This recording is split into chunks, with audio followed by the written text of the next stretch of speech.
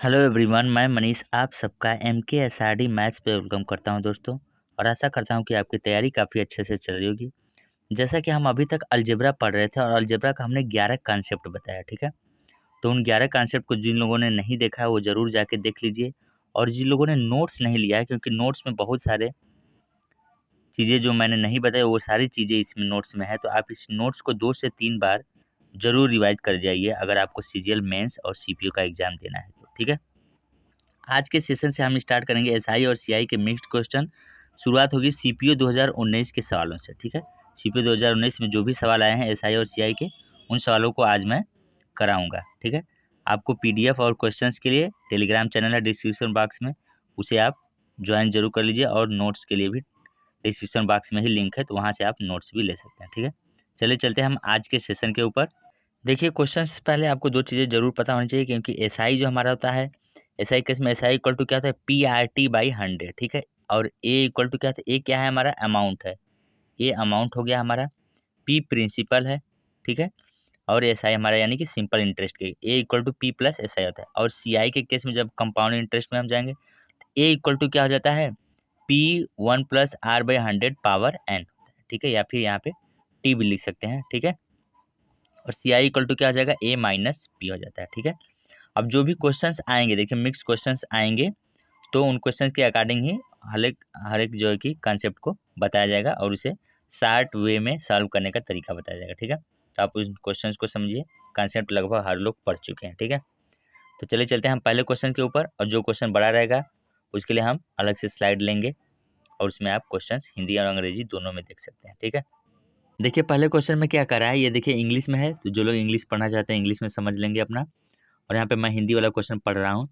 सुदीप ने एक निश्चित राशि का 1/8 भाग 5% वार्षिक ब्याज की दर पे 2 वर्ष के लिए, और उसी धनराशि का 3/5 भाग 6% की दर से 2 वर्ष के लिए फिर से, और शेष धनराशि का 10% वार्षिक ब्याज की दर से 2 वर्ष के लिए निवेश किया। यदि प्राप्त होने वाला कुल ब्याज देखिए 1674 है, तो निवेश की गई कुल राशि हमें निकालना है, ठीक है। 12,500 ये सारे ऑप्शन है, ठीक है।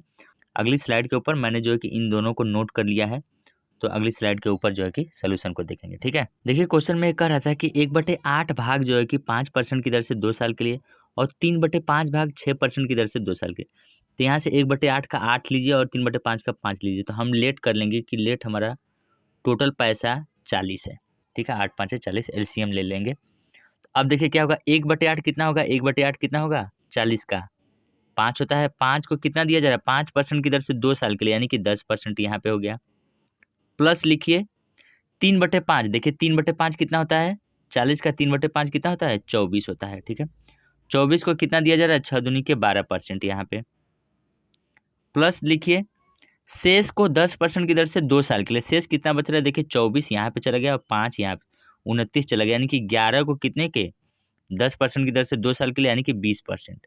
और इन सब का योग, इन सब का सम किसके बराबर होगा, टोटल जो हमारा पैसा है 1674 के बराबर। तो आप सम करिए, देखिए यहाँ पे कितना होगा, 50% प्लस 24 से मल्टीप्लाई करिए, 12 चौक 48, 12 दूनी 24, 4 28, 288%। प्लस लिखिए 11 दूनी के 220% की वैल्यू कितनी दी है, 1674। अब आप सम करिए, यहाँ पे 8 हो जाएगा, और ये 8 दूनी 10, 10 5 15, 15 के 5 कर लगा 1, 2 4 1 5, 558% की वैल्यू 1674 है।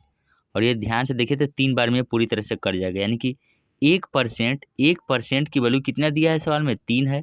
तो 100% की वैल्यू कितनी हो जाएगी, 300 हो जाएगी।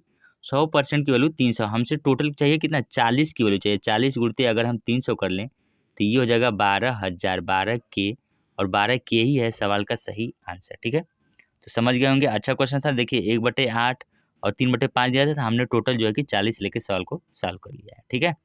चलिए चलते हैं अगले क्वेश्चन के ऊपर। देखिए अगले क्वेश्चन में क्या करें, 40,000 की एक राशि किस प्रतिशत दर पर 2 वर्षों में 44,100 हो जाएगी, जहाँ ब्याज चक्रवृद्धि होता है, ठीक है। पहले जो है कि 40,000 राशि है, और यहाँ पे जो है कि 44,100 हो जा रही है, ठीक है। 2 साल में है ये मामला, तो 2 जीरो तो यहाँ पे कट गया। देखिए हमें 1 साल का करने के लिए इसका स्क्वायर रूट लेना पड़ेगा, तो 400 का स्क्वायर रूट कितना होता है, 20 होता है।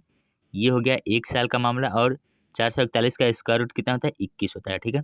तो आप देख रहे हैं कि 20 पे एक साल में जो है कि 21 हो रहा है, यानी कि 20 पे कितना मिल रहा है, एक साल में 1 रुपये का ब्याज मिला है। 20 पे अगर 1 रुपये का ब्याज मिला है तो 5 अगर हम मल्टीप्लाई कर लें, 100 पे कितने का मिलेगा, 5 का। और 100 पे ब्याज मिलने वाला, और 100 पे जो ब्याज मिलता है वही हमारा क्या होता है, रेट होता है, यानी कि 5% आ गया हमारा रेट, यानी ऑप्शन नंबर सी क्या है, सही है। 20 पे 1 है तो 100 पे कितना हो जाएगा, 5 हो जाएगा, और वही हमारा रेट हो जाएगा। ठीक है, चलिए देखिए अगले क्वेश्चन में क्या कर रहा है। एक निश्चित धनराशि को y% साधारण ब्याज दर पर 3.5 वर्ष के लिए निवेशित किया जाता है। यदि इसे y+4% वार्षिक दर पर निवेशित किया गया होता, 4452 रुपये क्या होता है, अधिक होता है। देखिए यहाँ पे y% है और यहाँ पे y+4 है। अच्छा, y% भी है +4% भी है। डिफरेंस जो है कि +4 के ऐड होने से हो रहा है। ठीक है, +4 को 3.5 साल के लिए कितना, यानी कि 4% यहाँ पे, और 3.5 का मतलब कितना होता है, 7/2%। इसी का डिफरेंस आ रहा है 4452। इसके बराबर कर दीजिए आप। यहाँ से कट कर लीजिए, देखिए 2 से 2 कट गया यहाँ पे, और 7 दूनी के 14 से ये पूरा कट जाएगा। 14 तियाँ 42, 14 तियाँ 42, 2 और 5, 14 एकम 14, बचा कितना, 11, 14 बटे 112। 1% की वैल्यू, अगर सवाल में 1% की वैल्यू 318 है, क्या हम 100% की वैल्यू बता सकते हैं, 31,800। और यही है सवाल का सही आंसर, यानी ऑप्शन नंबर बी हमारा क्या हो जाएगा, सही हो जाएगा। सिंपल इंटरेस्ट पे था, ये y% है, ये y+4, तो हमने 4 यहाँ पे डिफरेंस देख लिया कितने साल के लिए, 3.5 साल के लिए, और उससे हमने मल्टीप्लाई कर दिया। ठीक है, और वही हमारा डिफरेंस के बराबर आ जाएगा, और इससे हमने प्रिंसिपल निकाल लिया। समझ में आ गया होगा। चलिए चलते हैं अगले क्वेश्चन के ऊपर। देखिए अगले क्वेश्चन में क्या करा है, एक निश्चित धनराशि वार्षिक साधारण ब्याज दर पर 2 वर्ष में 8,928 रुपये और 3.5 वर्ष में 10,224 हो जाती है, तो वार्षिक ब्याज की दर ज्ञात करना है। ठीक है, रेट हमें फाइंड आउट करना है। ठीक है, चलिए चलते हैं, इसको हम सॉल्व करते हैं। देखिए क्वेश्चन में कह रहा है कि 2 साल में 8,928 और 3.5 साल में 10,224, तो हम क्या करते हैं, इसको घटा लेते हैं।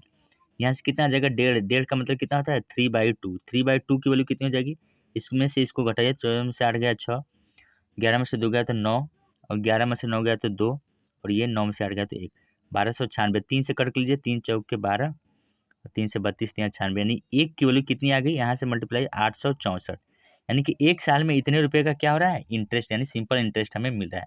क्योंकि यहाँ पे पैसा देखिए 2 साल का है, इसलिए हम 2 साल का इंटरेस्ट भी निकाल लेते हैं। सिंपल इंटरेस्ट, 4 दूनी की 8, 6 दूनी की 12, 8 दूनी की 16, 1 17, 1728 रुपया 2 साल में सिंपल इंटरेस्ट मिल रहा है। और ये जो है कि पैसा 8,998 बना है, तो हम 8,928 है, तो आप जो है कि यहाँ से घटा के प्रिंसिपल निकाल सकते हैं। तो 0 0 9 में 7 गया 2, यानी कि 7200 कितना है, उसका प्रिंसिपल है। अब हमें रेट निकालना है, तो रेट इक्वल टू क्या होता है, SI इंटू 100 और डिवाइड बाई P इंटू कितना होता है, P इंटू टाइम होता है। ठीक है, SI कितना है, देखिए 864 रुपये का SI मिला है, 100 यहाँ पे लिखिए। प्रिंसिपल कितना है, 7200 है, इंटू टाइम कितना है, 1 है, क्योंकि 864 रुपया 1 साल का SI है यहाँ पे देखिए। ठीक है, तो यहाँ पे 2 जीरो से 2 जीरो देखिए कट गया, और फिर 8 से कट जाएगा दोनों, 8 से कट गया तो 8 कम 8, 0 8 64, 8 9 72, 108/9, यानी कि 12% आ गया, और 12% ही है सवाल का सही आंसर। ठीक है, तो जब भी दिया रहा कि 2 साल में इतना, 4 साल में, तो तुरंत जो है कि घटा दीजिए। ठीक है, 2 से वहाँ से 1 की वैल्यू आप निकाल लीजिए, और 2 साल का दिया था यहाँ पे पैसा, तो हमने 2 साल का इंटरेस्ट निकाल लिया, और पैसे में से इंटरेस्ट को घटा दिया, तो हमारा ये प्रिंसिपल निकल के आ गया 7200। ठीक है, और यहाँ पे वैल्यू रख दिया, तो हमारे सवाल का सही आंसर निकल के आ गया। ठीक है, समझ गए होंगे। देखिए अगले क्वेश्चन में क्या करा है, 37,500 की धनराशि 12% की वार्षिक ब्याज की दर से 1/3 वर्ष में चक्रवृद्धि ब्याज कितना प्राप्त होगा, जबकि ब्याज क्या है, 8 मासिक चक्रवृद्धि किया जाता है, 8 मंथली कंपाउंडेड, 8 मंथली। ठीक है, देखिए क्वेश्चन में जो है कि पैसा पूरा दिया था 37,500, रेट कितना है, 12% पर एनम है, टाइम जो है कि 1/3 ईयर्स का है, और 8 मासिक कंपाउंडेड हो रहा है। ठीक है, अच्छा रेट देखिए 12% पर एनम का मतलब कितना हो गया, 12% है 12 मंथ के लिए। ठीक है, यानी कि 1 मंथ के लिए अगर हम बात करें कि रेट कितना है, तो 1% है। ठीक है, और यहाँ देखिए टाइम दिया है, टाइम हमारे पास है 1/3, यानी कि 12 और प्लस 1/3 का मतलब कितना हो गया, 4 महीने, यानी कि 16 मंथ हमारे पास टाइम है। ठीक है, 16 मंथ हमारे पास टाइम है, और यहाँ पे 8 मासिक लग रहा है, तो 8 मासिक को हम जो है कि क्या ले लेंगे, 1 ईयर मान के चलेंगे। ठीक है, तो 8 मासिक के लिए कितना हो जाएगा, रेट 8% का हो जाएगा, क्योंकि 1 मंथ का 1% है, तो 8 मासिक का 8% हो जाएगा, प्लस फिर से 8%, क्योंकि 16 मंथ का है, और CI के कारण हमें 8 × 8 डिवाइडेड बाई 100 लिखना होता है, ठीक है। तब ये टोटल इफेक्टिव रेट आ गया 8 8 16 और ये 64, यानी कि 16.64% जो है कि ये हमारा CI निकल के आ गया, इतना होगा। तो 37,500 का हम इतना रुपया निकाल देते हैं, ठीक है। 37,500 इंटू 16.64%। तो यहाँ पे देखिए 0 से 2 0 कैंसिल होगा और ये सवाल का आंसर आ गया आपका, मल्टीप्लाई कर लीजिएगा आप, तो 6240 आ गया, ठीक है। 6240 है हमारे सवाल का सही आंसर। देखिए अगले क्वेश्चन में क्या करा है, एक निश्चित धनराशि ब्याज की एक निश्चित वार्षिक ब्याज दर पर दूसरे वर्ष और तीसरे वर्ष में प्राप्त होने वाला चक्रवृद्धि ब्याज देखिए 3300 है और 3630 है।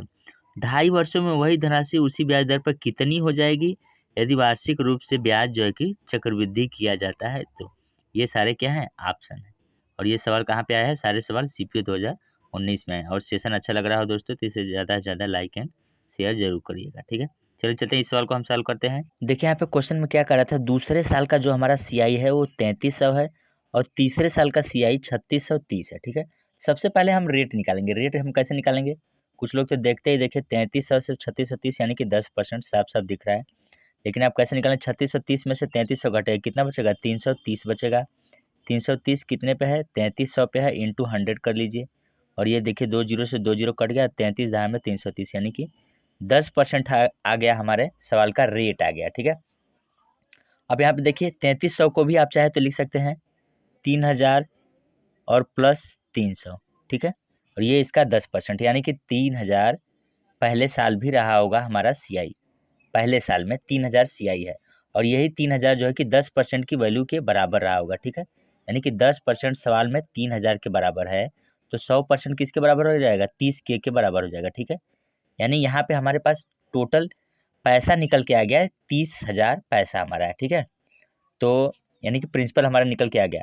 अब देखिए रेट जो है कि हमारा क्या है, 10% है, रेट 10% है और टाइम हमारे पास कितना है, 2.5 ईयर का है और हमें टोटल पैसा बताना है। तो हम टोटल पहले इफेक्टिव रेट निकाल लेते हैं।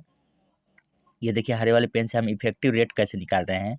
देखिए 10% के हिसाब से 2 साल का CI कितना होता है, 21% होता है, ठीक है। तो टोटल इफेक्टिव रेट 21% और प्लस आधा साल और लेना है और आधा साल के लिए कितना हो जाएगा, रेट आधा हो जाएगा 5 हो जाएगा, प्लस 21 × 5 डिवाइडेड बाई 100, ठीक है। तो 21 5 26 हो गया ये और प्लस 21 5 105 यानी कि 1.05, क्योंकि 100 से डिवाइड हम कर रहे हैं, ठीक है। तो ये आ गया 27.05, यानी कि 30,000 का अगर हम 27.05% निकालेंगे तो वो हमारा CI आ जाएगा। फिर CI को हम 30,000 में जोड़ देंगे, हमारे सवाल का सही आंसर निकल गया, ठीक है। देखिए हम सबको इरेज करें, 27.05% केवल हम निकाल रहे हैं, यानी कि हम लिखेंगे 30,000 का 27.05% और ये देखिए 0 से 0 कट गया और यहाँ देखिए 2 0 यहाँ पे है, 2 प्लेस पे डेसिमल है यानी दशमलव भी हट गया, 0 खत्म। 5 से केवल मल्टीप्लाई करिए, 5 3 15 27 3 81 यानी कि 8,115 रुपये क्या आ गया, CI हमारा निकल के आ गया। तो पैसा टोटल कितना हो जाएगा, 30,000 और प्लस 8,115 जोड़ दीजिए, यानी कि आ गया 38,115 रुपया और यही है हमारे सवाल का सही आंसर, ठीक है। तो हमने सबसे पहले क्या किया था, रेट निकाला था और रेट से हमने क्या निकाल लिया था, फिर प्रिंसिपल निकाल लिया था और प्रिंसिपल आते ही हमने जो है कि टोटल इफेक्टिव रेट निकाल के और हमने अमाउंट निकाल लिया। तो अच्छा क्वेश्चन था ये, इन क्वेश्चंस को आप अच्छे से जरूर कर लीजिएगा, ठीक है। ठीक है फ्रेंड्स, तो आज के सेशन में हम इतना ही करेंगे और SI और CI से देखिए CPO 2019 में टोटल 15 क्वेश्चन आए। आज हमने लगभग 6 से 7 क्वेश्चन कराया है। कल दूसरे पार्ट में जो है कि पूरा ये CPO 2019 का SI CI चैप्टर खत्म हो जाएगा, ठीक है। और जो लोग भी अलजेब्रा का नोट्स लेना चाहते हैं, देखिए अलजेब्रा का हमने कंप्लीट नोट्स बनाया जिसमें CPO और CGL के लेटेस्ट क्वेश्चन ज़्यादातर लिए गए हैं, ठीक है। उनको डिस्क्रिप्शन बॉक्स में ये लिंक होगा, moudcourse.com, इस साइट पे आप जाके रजिस्ट्रेशन करके जो है कि उसे ले लीजिए। तो रजिस्ट्रेशन करके लेंगे तो आपको जो है कि फ़ी आधी हो जाएगी और उसे जो है कि 2 से 3 बार आप प्रैक्टिस कर जाइए। और जिनको PDF और क्वेश्चंस चाहिए वो टेलीग्राम चैनल भी होगा डिस्क्रिप्शन बॉक्स में, उसे ज़रूर ज्वाइन कर लीजिएगा, ठीक है फ्रेंड्स। और आज का सेशन अच्छा लगा हो तो इसे ज़्यादा से ज़्यादा लाइक एंड शेयर करिए और मेरे चैनल MKSRD मैथ्स को ज़्यादा से ज़्यादा सब्सक्राइब करिए। Thank you so much guys, घर पे रहिए और सेफ रहिए। Thank you so much, bye bye.